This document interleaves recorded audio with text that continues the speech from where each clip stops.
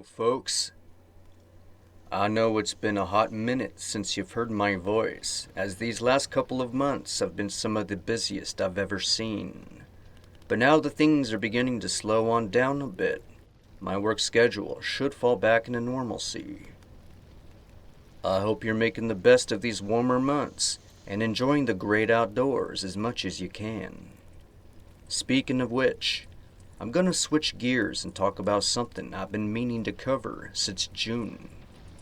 Now, before I get that ball rolling, I thought I'd let you know I'm working on a new volume of missing person cases and a fresh new compilation of strange wilderness experiences.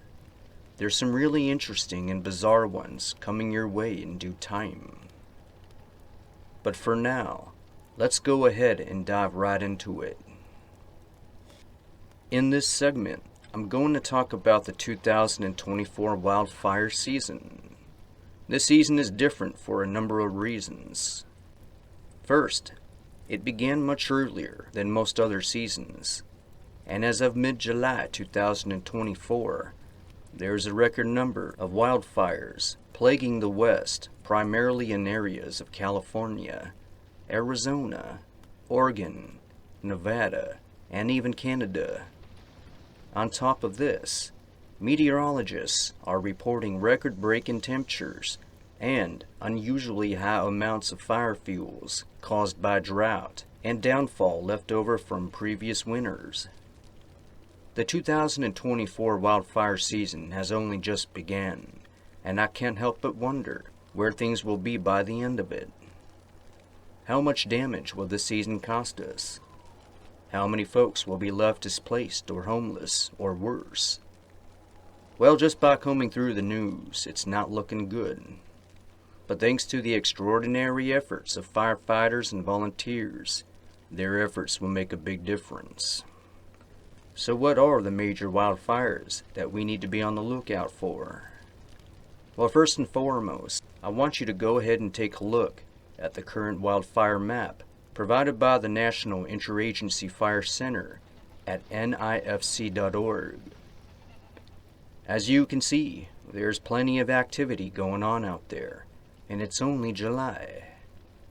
For this video, I'm going to focus primarily on the larger fires that are currently active and a major threat. As the wildfire season continues to evolve, I'll be sure to document these changes as well in future videos.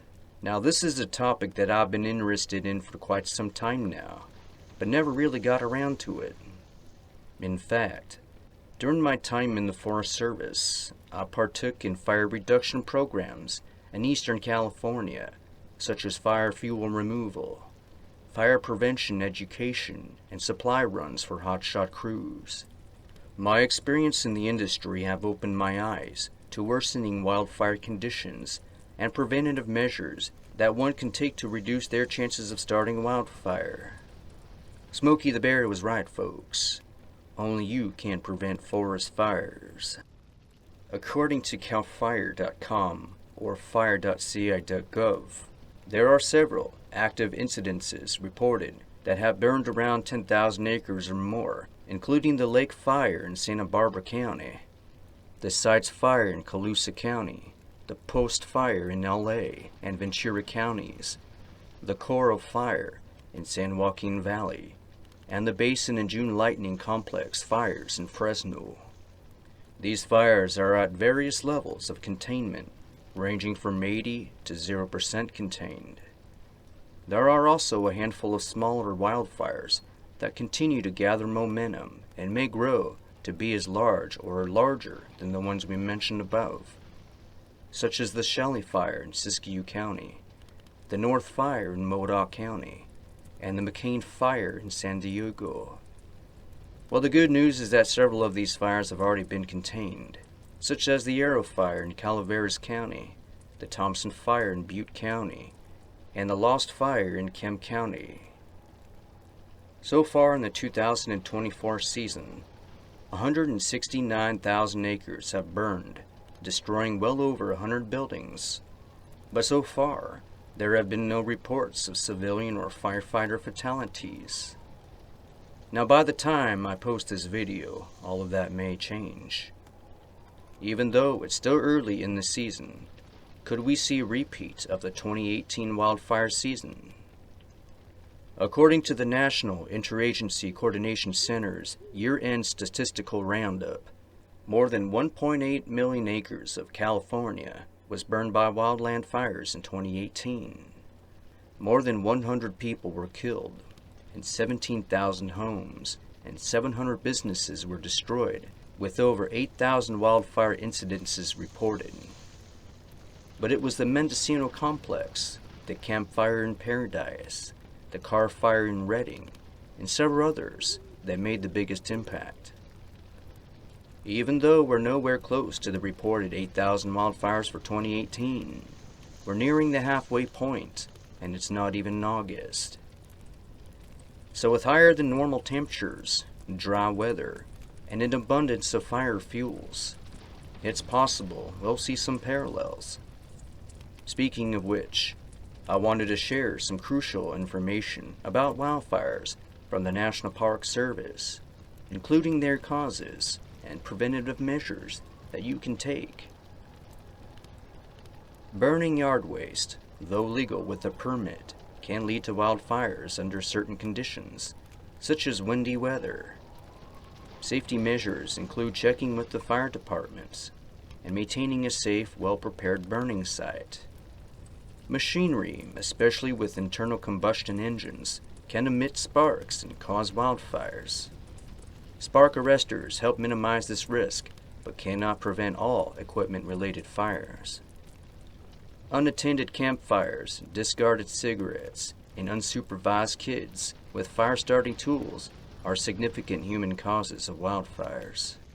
Plenty of natural phenomenon can turn the landscape into a blazing inferno and send wildlife racing for safety. Lightning, volcanoes, extreme weather events, all are devastating forces of fiery destruction that can start a conflagration in seconds. Human activities, such as leaving a campfire unattended, discarding lit cigarettes, burning debris, and intentional arson, are among the top causes of wildfires according to the National Park Service, with human-caused wildfires accounting for over 80% of all yearly wildland fires in the U.S. Now there's a number of resources available online if you're looking to educate yourself on the dangers of wildfires. You can visit weather.gov, the National Fire Protection Agency, ready.gov, the American Red Cross, readyforwildfire.org, and CAL FIRE, just to name a few. If you live in areas prone to wildfires, it's important to develop an emergency plan, which include an escape route, strong communication, extra supplies, and so on. Being fire safe is the #1 most effective way to reduce the risk of wildfire damage to you or your property if you live in a wildfire-prone area. By proactively managing fire risks, homeowners can significantly reduce the likelihood of wildfire damage and enhance overall safety for their communities. So what areas are most prone to wildfires? In recent years, wildfires have increased in frequency and intensity due to climate change.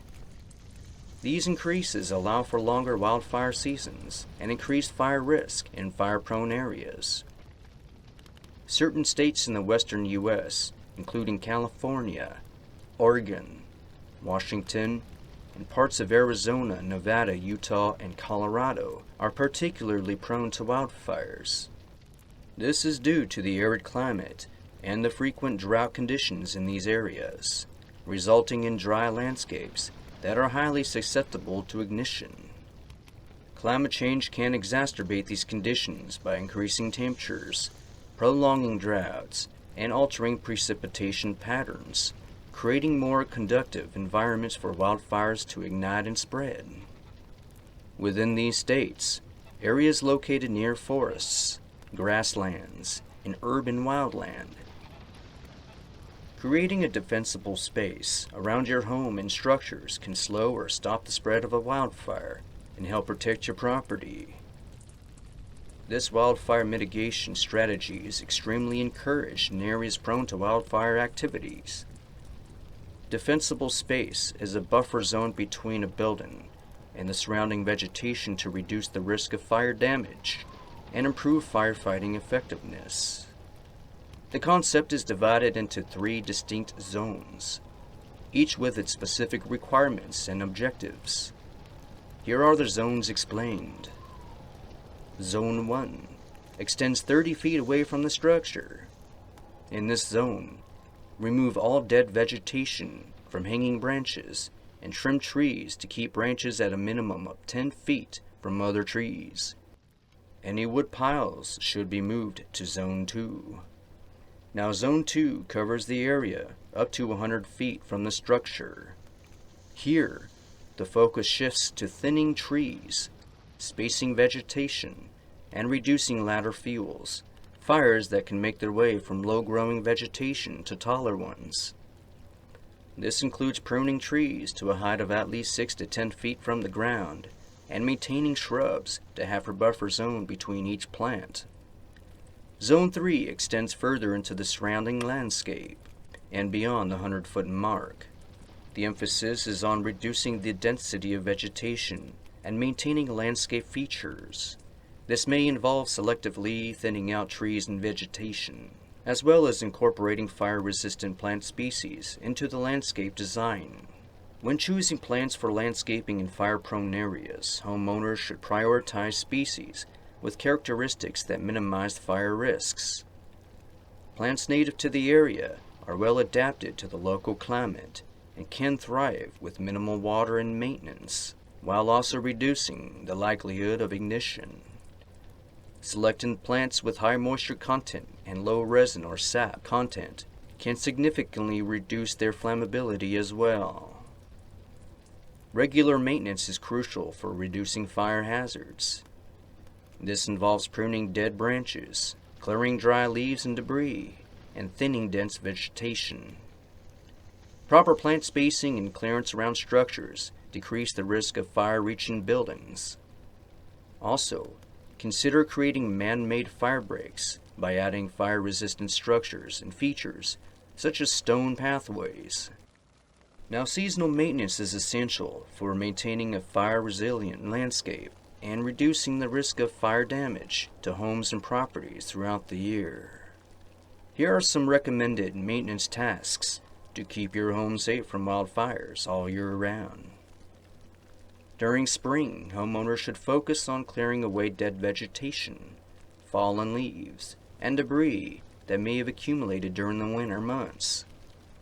Pruning trees and shrubs, especially close to the structures, help prevent fire from spreading both vertically and horizontally. During the summertime, homeowners are encouraged to regularly water plants and lawns to keep vegetation hydrated. It is also important to monitor for signs of drought, stress, and promptly remove dead or dying vegetation. During the fall, emphasis should be placed on removing dry combustible materials, such as fallen leaves and pine needles from gutters, roofs, and around the property. And finally, during the winter, homeowners should continue to monitor and maintain their landscapes by removing dead branches, pruning trees away from structures, and ensuring that firefighting equipment and emergency supplies are on standby. Now, if you live in a wildfire-prone area, you gotta get insurance coverage. Policies can vary significantly in terms of coverage limits, deductibles, and exclusions related to wildfire damage. Some policies may cover damage directly caused by fire, while others may also provide coverage for smoke damage and ash cleanup, and additional living expenses incurred if you are forced to evacuate.